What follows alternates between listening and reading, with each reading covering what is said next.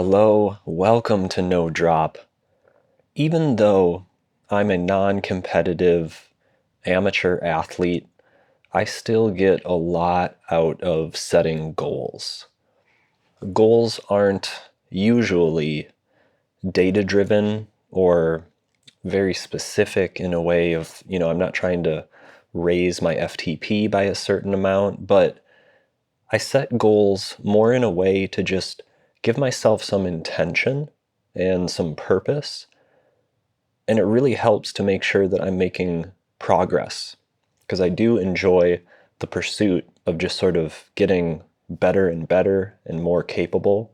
And that can mean so many things. Goal setting for me is very broad. And on this episode, I wanted to dive into how I'm going to set goals for this next year. I have a ritual where every year, starting in November and going into December, I sit and I reflect and I have a retrospective about the year that I'm winding down. And then I think about what are new goals I want to set for the year going forward. So let's take a look at 2024 and some of the goals I had for this year and see how I did. My first goal for 2024 was no big rides. This was very much on that theme of setting an intention. Ever since 2018, I have done bigger rides, further distances, more elevation, more hours on the bike. I've always been looking to outdo myself. And for this last year, I really wanted to switch it up. Somebody asked me, and so this was at the end of 2023, is it just about how many hours you can tolerate being on the bike? And I just kind of got to thinking, and I was like, yeah, why am I trying to go bigger and bigger? I've gone very big so far. And without being able to answer that question, what I did was I thought, okay, let's pause. Let's just enjoy riding for a year. And I also thought it would be a really good time to give my body a break. So from 2018 to the end of 2023, bigger rides every single year. That's 6 years of constant progress. That is very, very taxing. I feel good. Thankfully, I don't have any injuries or any issues to deal with or anything like that. But I can intellectualize it and I can see that 6 years of continuous progress is quite a lot. It's a great place to be. It's a lot to be thankful for and to appreciate in that. So for 2024, I did not pursue any big rides. I didn't set any records. I think the furthest distance I did was maybe 140 miles. And the most climbing I did one ride that was 21,000 feet. So both of those are, big rides for sure, big numbers, but they're nowhere close to my records. So no big rides. I'm going to put a check mark after that one. Super successful. My second goal for 2024 was to really work on enhancing the balance between fitness and work and life, and just kind of refining how I train, how I schedule my professional life, how I make time for the people I care about in my life. That one, I'm going to put a check after that as well. I feel like I did get more efficient with my training. I was spending less time on the bike. I was running a little bit more. So now I'm cross training. I was continuing to do some strength work. And I did find that a little bit more diverse activity did help to make at least the fitness part of life a little bit more efficient. With that efficiency, it was able to kind of create a little bit more bandwidth for professional stuff and for the people in my life. This one I am going to carry forward into 2025 and continue working on it because I think this is a lifetime pursuit. Being very fit, wanting to maintain a high level of fitness can take a lot of time, and it can also suck out a lot of your energy. So I'm going to continue working on this one, but I do feel really good about the progress I was able to make this year. My third goal for 2024 was to grow the community and be involved in the cycling community in Los Angeles. I'm going to put a check mark after that. Successful on this goal. I was able to lead some rides. I lead a weekly ride every Wednesday. This podcast, plus being able to teach people and help strengthen their connection to not only the activity of cycling, but just with movement in general. I was really happy that I got those opportunities this year. This one will also be carried forward into 2025 for the reason that I just really enjoy doing it. My fourth goal for 2024 didn't materialize until about halfway through the year. So at the end of the year, I work on thinking about goals, setting new goals, but then I also check in with myself throughout the year.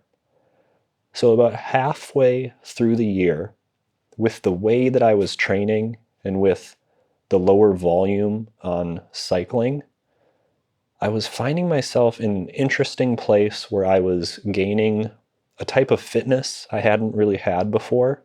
With that was coming a certain amount of speed on the bike.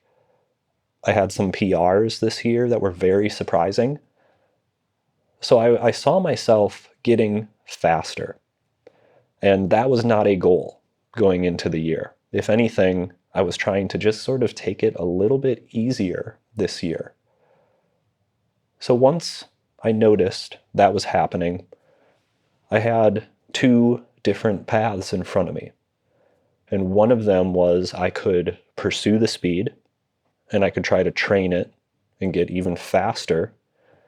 And the second one was to just let it go and just enjoy where I'm at. This one, I can't say I was completely successful with. What I wanted to do was I wanted to just let the speed go. But it was really fun playing with it every once in a while. So I probably connected to that speed a little bit more than I should have. I wouldn't say I focused on it or trained on it necessarily, but this one, I'm going to say check minus. My heart was in the right place, but my legs just wanted to be fast and have fun. So I did play with that a little bit. Those were all my goals for 2024. So no big rides, enhancing my work-life fitness balance, working on growing the community and connecting with the Los Angeles cycling community.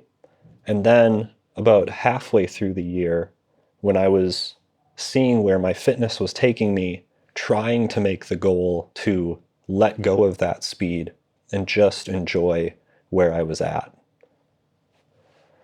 Looking forward into 2025, I have thought about what I want to do with my cycling and what I want to do with my fitness. And my first goal for 2025 is going to be to build back up for big rides and also for big runs. I've been cross-training a lot more in 2024, and I have enjoyed what that's done for my fitness and what that's doing for my body. So I'm going to try to balance both, but it is a goal to bring my volume back up. I don't know if I'll be able to get to a place fast enough where I'll be able to take on bigger rides in 2025, but I at least want to train up to it. I feel like I have centered myself and I've figured out a little bit more what that big riding is all about. And so I'm ready to reconnect with it because that is the type of riding that I enjoy the most. And I feel like it's the most natural and pure expression of who I am as a cyclist. So that'll be my first goal for 2025. My second goal is a carryover from 2024, and that is to continue to grow cycling and continue to connect with the Los Angeles cycling community. My third goal for 2025 is again going to be to enhance that balance between work and life and fitness. That will be challenging, knowing that one of my goals is to increase my volume, which is going to mean more time dedicated to fitness. So I'm going to keep this goal in mind and remember that that is something I'm trying to work on. Goals can be so broad. I rarely set goals that are data-driven, purely number-driven. Again, for me, this is just a way to set an intention and promote progress and continue getting better. I don't just want to be out wasting miles and not really have a direction, even though I don't want to compete. I don't really want to do anything specific with the fitness that I'm getting. I often just tell people, they'll ask, what are you training for? And I'm like, just life. Like, I just want to be super fit. It's really fun. It's a really fun little puzzle. I think of fitness and cycling sort of as like, you're a surfer and you're catching a wave. And the crest of that wave is like your fitness, the time you have, your spiritual connection to it, the community connection to it. So many things go into carrying that good vibe and carrying that peak. So I just really like figuring that out, figuring out that puzzle and figuring out how to do the best with it that you can. For anybody who maybe isn't goal driven, but after hearing this is maybe thinking about jumping into the world of, setting a year-long goal, one recommendation that I could make, one tip that I can give you is thinking on a 1-year timeline is relatively short. So when I think about yearly goals, I have goals way further out in the future that influence these yearly goals. So before you sit down and set a 1-year goal, maybe sit down and think, where do I want to be in 20 years with my fitness? Again, those long-term goals can be very broad. They do not have to be specific. I'll share one of my long-term goals is I want to be just as fit as I am now in 20 years. So that influences what I'm going to pursue in a 1-year or 3-year timeline, because I do want to always feed and celebrate that long-term goal first, because that is very, very important to me. So think about a long-term goal. Where do you want to be, later in life when you're much, much older? And then work back and just look at 1 year. Anyways, that's very helpful for me when I'm thinking about my goal setting. And if this episode has been helpful for you, please jump into the podcast notes. There you will find a link to a PayPal and a Venmo. You can support me and the podcast that way. Also, like, subscribe, review this podcast episode on whatever platform you listen to. Thank you so much for listening. And until next time, ride safe.